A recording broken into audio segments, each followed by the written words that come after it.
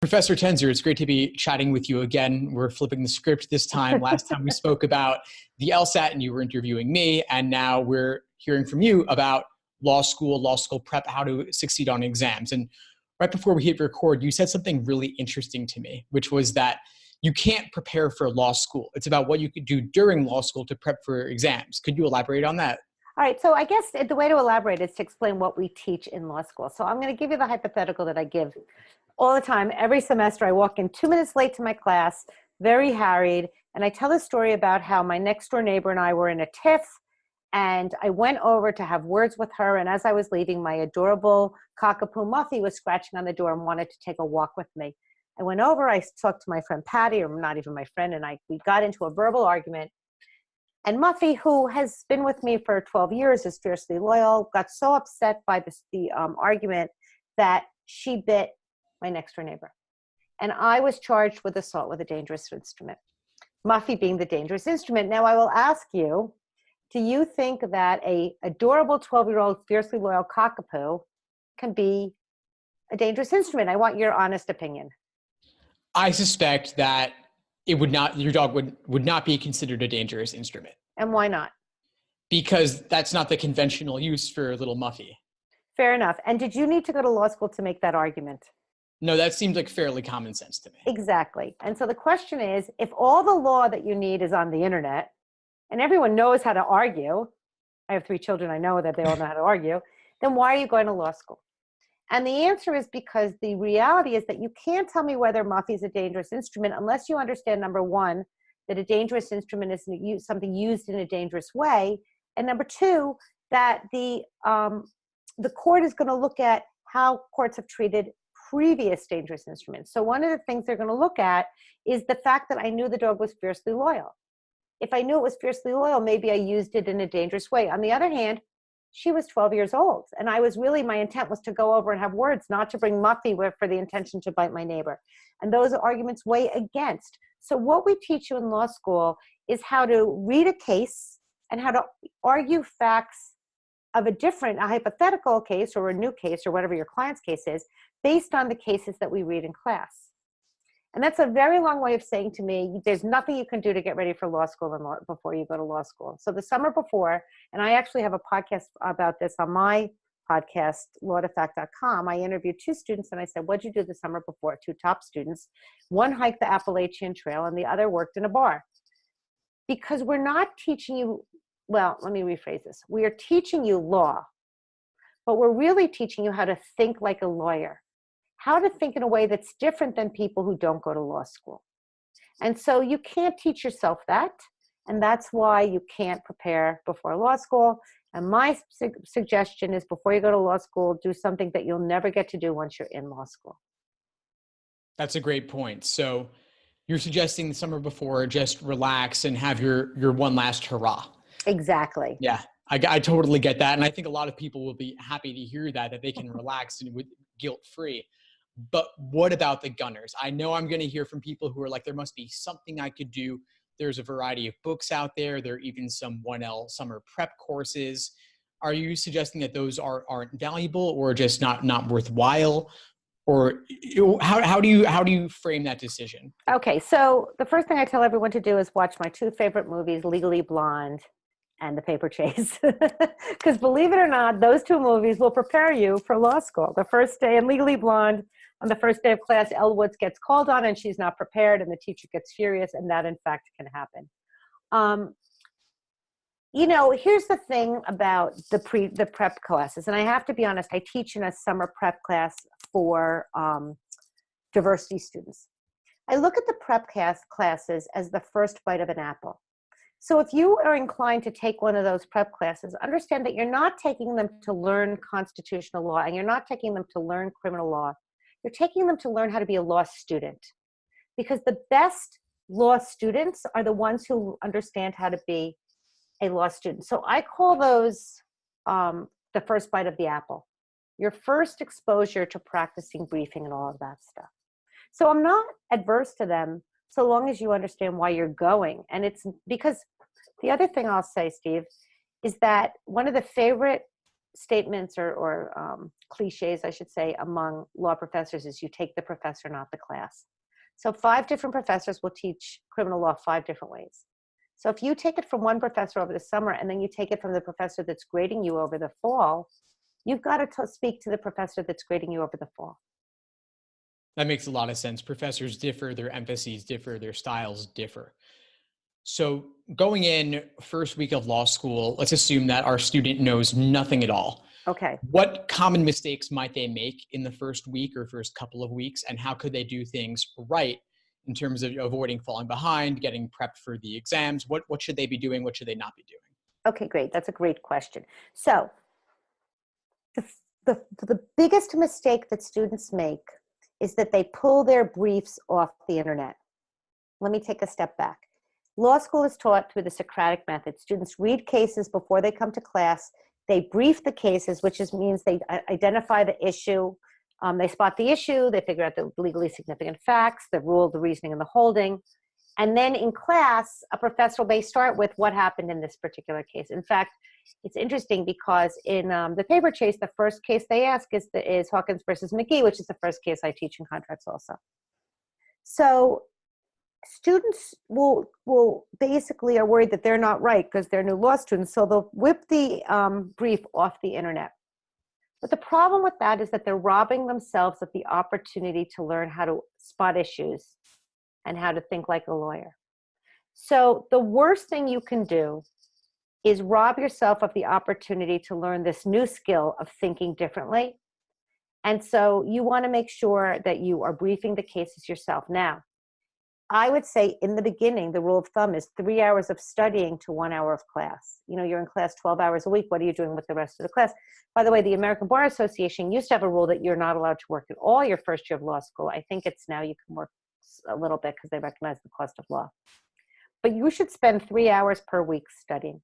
So if there's anything you want to do before you go to law school, it's to have a sense of how to brief a case. But it's a little bit of trial by fire you're going to learn once you're in there. And know that even if you're wrong, first of all law school exams are anonymously graded. So even if you're wrong, the professor will never know it. But also understand that if you are wrong, that's a great learning moment because it'll help you learn what's right. Gotcha. No, thanks. That's a really valuable insight to share. I think that students teaching themselves the process is ultimately the most important thing of all. Now, I know that in terms of briefing cases, issue spotting, one thing that comes up a lot is IRAC. Yes, IRAC. I love IRAC. Yeah, could you go into a bit of not the country? Yes. The country's probably wonderful too. Not as well into law school. There's IRAC, IRAC for those who aren't aware. Could you just give a brief rundown? What is that? Why is it useful? Sure. Okay. So let me again step back because what you're going to do when you're in law school, and I won't forget your question, but plan on the first month of law school being about mastering how to spot issues, how to really brief cases. Plan on, actually, I would almost say 2/3 are only about staying prepared for class, reading all the cases, doing the note problems in the cases yourself, because those are problems professors may ask on exams, and then kind of getting familiar. And then the last third can be what we call outlining, putting everything together. And then you're going to take your exams. So where IRAC comes in is when you're taking an exam or working on your memorandums of law, which every first year law student has to do. IRAC is issue, rule, analysis, conclusion. So if we go back to whether Muffy is a dangerous instrument, the issue would be, is Muffy a dangerous instrument, right? The rule would be the rule that I told you before, which is a dangerous instrument is something that's used in a dangerous way. The analysis, which is where you get the most points on the exam, is figuring out how the facts of my hypothetical of Muffy being fiercely loyal, but also being 12 years old, being someone I just took for a walk and not intending to hurt anybody, how do those compare to other cases that interpret dangerous instruments? So that's the A. And then your conclusion is the yes/no answer to your issue of whether Muffy is a dangerous instrument. Now, without going on too long, I just want to say, I'm sensitive from podcasts about talking too much without a break for the other person, but without going on too long, I want to say that on an exam, we'll give you 2 points for the issue, 2 points for the rule, 4 points for the analysis, and 1 point for the conclusion. Or I'll give you 2 points for the conclusion, making for 10 points. If you miss the analysis, you only get a 60%.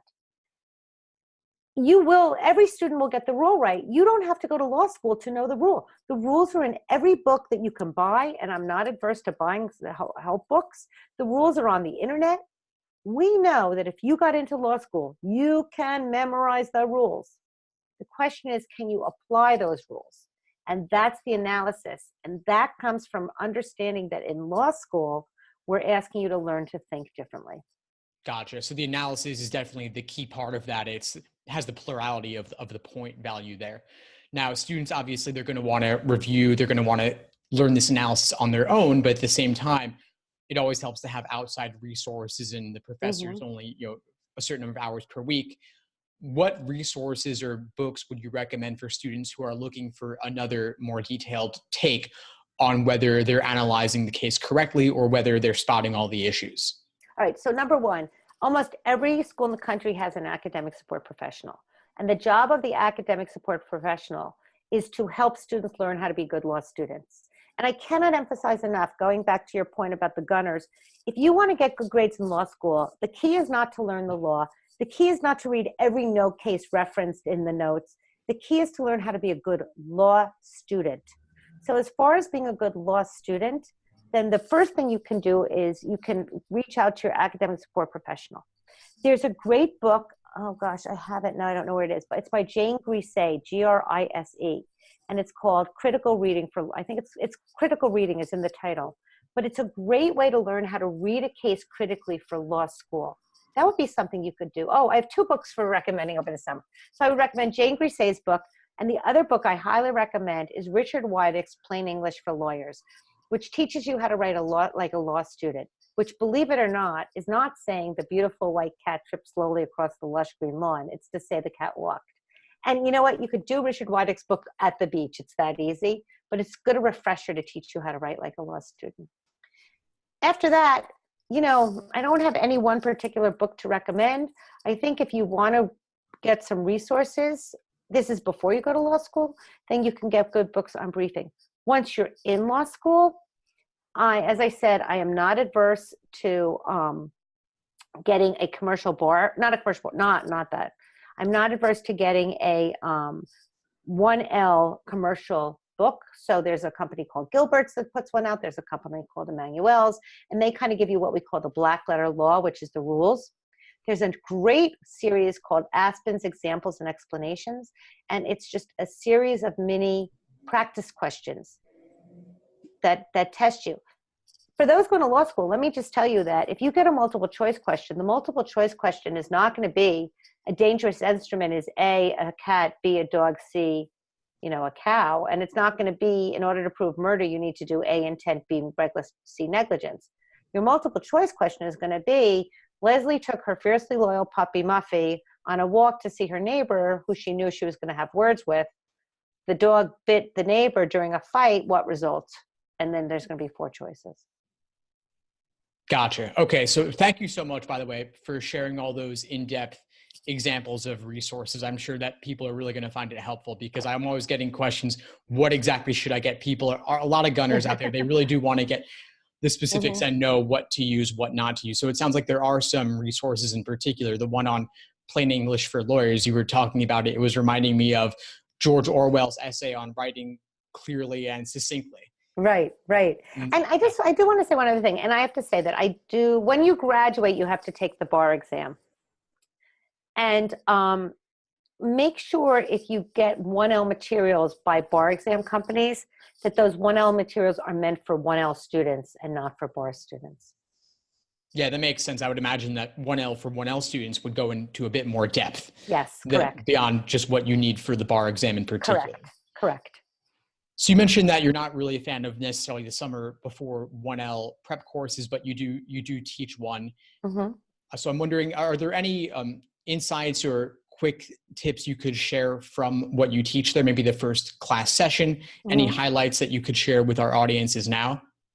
So again, what I teach, what we do in this course, which just for your listeners is open in New York State to any diversity student. So it could be economics diversity, it could be it could be socioeconomic diversity, it could be racial diversity, it could be gender diversity, It's open to anybody. You have to apply to New York Judicial Institute, and basically they pay you to go to this. And the reason why New York State has this is to increase diversity in the profession. But what we do is we do a mini 6-week session. And the focus of the mini 6-week session, again, is how to learn how to be a law student. So one of the other things, I know part of my lame analogy, but are you familiar with Harry Potter? Yeah, of course. Okay, so there's muggles and wizards, right? So I say that students, when they start law school, are muggles, and the goal is to be, when you graduate, a wizard, to know that thing that nobody else really knows. And so I teach my students how to be wizards.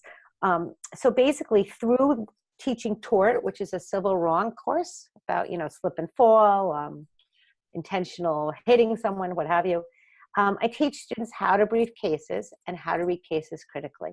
So without going to the course, without taking a course, as I said, if you get Professor Griset's book and you learn how to read critically, and if you get a book on how to brief a case, and you learn both reading critically and briefing cases, you are ahead of the game. The other thing you can do over the summer is you can relax. But one of the things you do not want to do is you don't want to get your case books and start reading ahead, because it's not necessary. You could brief the cases, but the reality is once you're in the law school classroom, you'll see that there may be nuances that you missed, and you also want it to be fresh. The other thing I've seen students do, which is a total waste of time, is that in the note cases of the books, they reference, for more information, read this law review article, or for more information, read this, case. Waste of time. A professor's never going to test you on that. That's in there for the person who really doesn't get something and wants to understand it better. I will, as I'm speaking to you, there is one thing you maybe could do. I don't think it's necessary, but if you're really anxious, then you can read the Nutshell series on particular topics to get familiarity with the topic before you go into the class. Well, that sounds great. I'm really glad you're telling people where to go for extra resources and where not to go. I can easily imagine a lot of the gunners going to those footnotes and think they're getting ahead of the rest of the class by going down those rabbit holes. But what I'm really getting from you ultimately is that it's not about the facts. It's not about the rules. It's far more about the application and analysis, which you can't necessarily do in advance. That's something more I'm guessing the professor will show you, and then maybe some additional resources along the way. That is exactly right. And that's why we don't have distance learning that much in 1L year. Those a little bit, but it's really about, I have all these silly analogies. I'm embarrassed now that I'm hearing myself, but we are your trainer for the mind. So as I explained to my students, you can't get great biceps without lifting weights over a period of time. Your mind can't be trained to think like a lawyer without practicing it over and over. And that's why you're in the classroom. I do want to say one other thing. I personally think laptops in the classroom in law school is the worst thing you can do. And I can tell you that I every year take a poll, and my students who do best in law school are the ones who don't have laptops. And the reason why is because laptops let you become a stenographer. And again, we're not teaching you to be a stenographer. Talk to any 1L law student and they will tell you that one of the biggest shocks was the fact that very little of their notes made it into the exam, because it's really about thinking. I'm really glad you raised that point, because aside from technology being a distraction, it's also changing the way that you interpret what's going on in the classroom. People just want to record everything like a transcript of what the professor said instead of thinking through it in the moment. And that's aside from all the potential distractions of the internet, which of course is not really necessary for the classroom itself. It's true. It's funny. I had a luncheon with my colleagues today, and I tape all my courses. And I don't care. I don't have an attendance problem. First of all, the American Bar Association doesn't let you miss more than 5 classes. I don't allow laptops, but I tape every class. And the reason I tape the class is so the student can go ahead and listen again. And the reason I do that is because I want them to focus in class on just thinking. Sometimes I'll make them put their pen down and, everyone twitches. But I just want people to think, to think through a hypothetical. And sometimes I'll ask a question and I'll make everyone think what their answer would be before I get to call on the person. That's a really great technique. I love that. I wish more professors would do that. No laptops, even put your pen down, just focus and participate on what's going on in the classroom. Right. Another big takeaway I've gotten from a conversation here is the idea of not memorizing facts, but thinking about how to think, learning a style of analysis, because that has so many parallels to LSAT preparation as well. It's not about memorization. It's not about flashcards. It's about changing the way that you think and analyze arguments, learning to think more critically and extracting the general principles. And Steve, you just brought up a point that is so important for your students and people taking the LSAT. The reason why the LSAT is one of the criteria for getting into law school is because we want to know what your ability to analyze is. We know you can memorize, but the fact that the same skill set is being tested is no accident. We're looking for the same skill. And, you know, I say to my students sometimes that the very thing that got them into law school, memorizing, all the facts to get a good GPA, does just a tiny bit for you to do well in law school.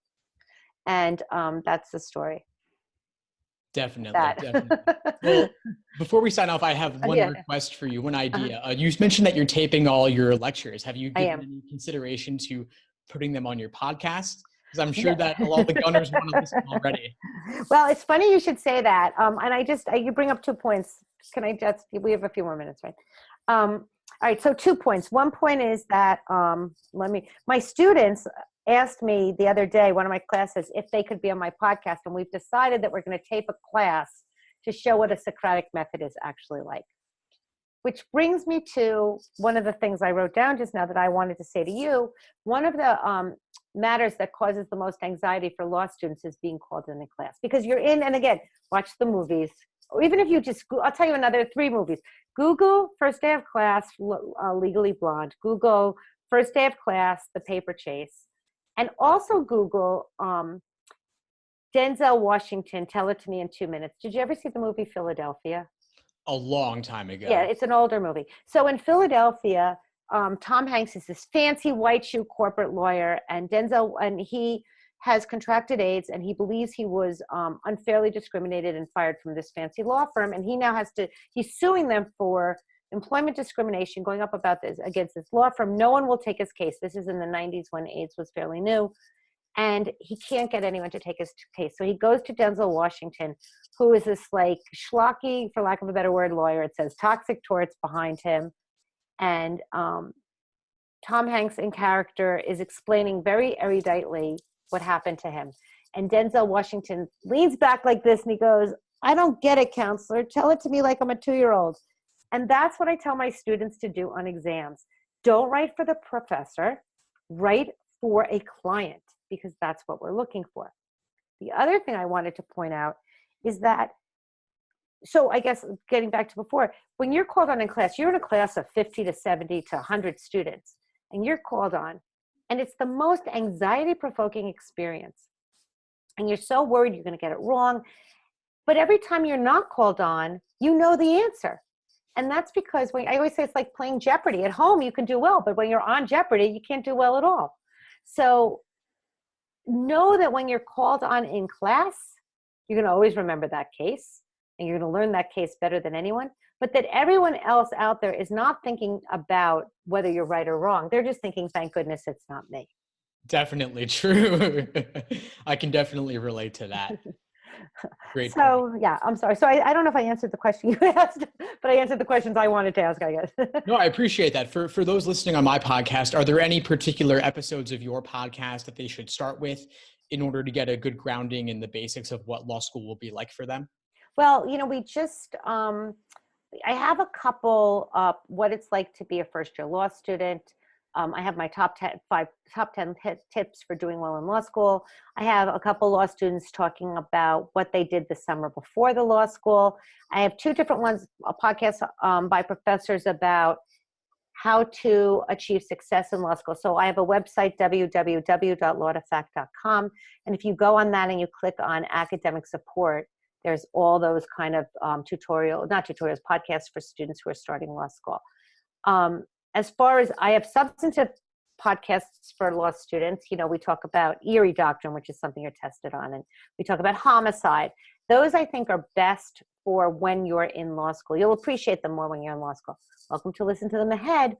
but you would always appreciate them more when you're in law school. Definitely. Well, thanks so much for putting this great material out, the Law to Fact podcast. And I'm especially looking forward to the episode with the Socratic method done live in the classroom. I think it'll be really valuable for everyone. Well, thank you. I think you just pushed it up a few weeks. I'll have to get out sooner. And I look forward to publishing my discussion with you on my podcast, which will be out this Tuesday. Great. Looking forward to it. And for those listening elsewhere, you can find this podcast. It'll be on LSAT Unplugged, which is my LSAT podcast. And Professor Tenzer, thanks so much for joining today. Thank you for having me. I appreciate it. It was fun. Take care. Bye-bye.